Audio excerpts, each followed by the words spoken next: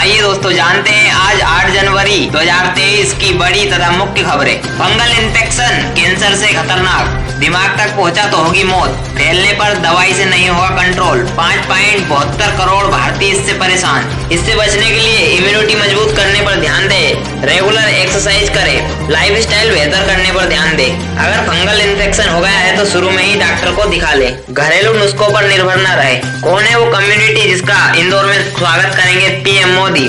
भारत में भेजते हैं सबसे ज्यादा पैसे, 3 देशों में सत्ता के शीर्ष पर है। एक कम्युनिटी जो भारत में सबसे ज्यादा पैसे भेजती है, 3 देशों में उसके प्रधानमंत्री है, 2 देशों में राष्ट्रपति और 1 देश में उपराष्ट्रपति। दुनिया की टॉप कंपनियों में उसके सीईओ है। हम बात कर रहे हैं प्रवासी भारतीयों की। इनका कद इस बात से समझ सकते हैं कि भारत के राष्ट्रपति, प्रधानमंत्री, विदेश मंत्री और कई ताकतवर कैबिनेट मंत्री इनके स्वागत के लिए 9 जनवरी को इंदौर आ रहे हैं। मौका है 17वें प्रवासी भारतीय दिवस सम्मेलन का। सिर्फ 1 मिनट में जरूरतमंदों को सही समय पर ब्लड दिलाने में मदद करेगा ये। देश में आए दिन हजारों लोग सही समय पर ब्लड न मिलने के चलते दम तोड़ देते हैं, लेकिन आप ई रक्त कोष ऐप की मदद से अपने रिश्तेदारों की जान बचा सकते हैं। गूगल प्ले स्टोर से आप इस ऐप को डाउनलोड कर सकते हैं। नाम है ई रक्त कोष। वही देश भर में शीतलहर जारी है। माइनस तापमान वाले पहाड़ी इलाकों को छोड़कर देश के कई शहरों में पिछले 24 घंटों में तापमान 5 डिग्री सेल्सियस से कम रहा। दिल्ली में शिमला मसूरी से ज्यादा ठंड रही। यहाँ का तापमान 2.2 डिग्री सेल्सियस दर्ज किया गया। वही IMD के मुताबिक पहाड़ी इलाकों में वेस्टर्न डिस्टर्बेंस का असर देखने को मिलेगा। जम्मू, हिमाचल और उत्तराखंड में आज बर्फबारी और हल्की बारिश हो सकती है। 10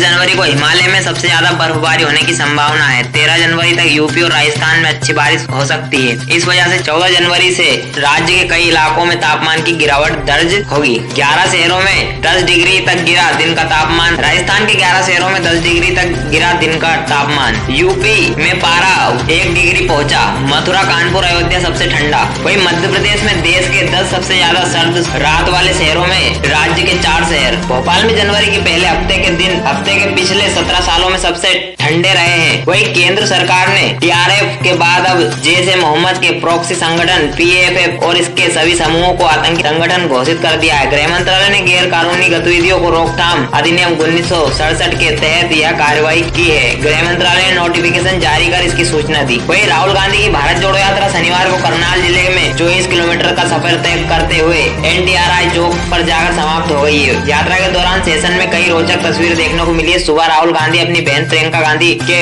डोल लूना को यात्रा में पैदल सैर कराते दिखे। वही सुबह के वक्त ही यात्रा में शामिल MLA किरण चौधरी का पैर फिसलने से वह चोटिले हो गए। वही बिरयानी खाने से 20 साल की लड़की की मौत। ऑनलाइन मंगाई थी बिरयानी, फूड पॉइजनिंग से जान गई। मंत्री ने जांच के दिए आदेश। वही ईरान में 2 और प्रदर्शनकारियों को फांसी पर चढ़ाया। सुरक्षा कर्मियों को जान से मारने का आरोप। अब तक 14 को मिली मौत की सजा। और वही यूक्रेन ने पुतिन पर सीज फायर उल्लंघन का आरोप लगाया है। बोला ऐलान के बावजूद सैनिकों ने राकेट दागे। रूस ने दावे को गलत ठहराया। यूक्रेन ने रूस पर सीज फायर का उल्लंघन करने का आरोप लगाया है। दरअसल रूस के राष्ट्रपति व्लादिमीर पुतिन ने गुरुवार को रात को ऐलान किया था कि उनकी फौज 6 और 7 जनवरी को यूक्रेन पर हमले नहीं करेगी। पुतिन ने यह फैसला रूस के 76 साल के ईसाई धर्मगुरु के कहने पर लिया था।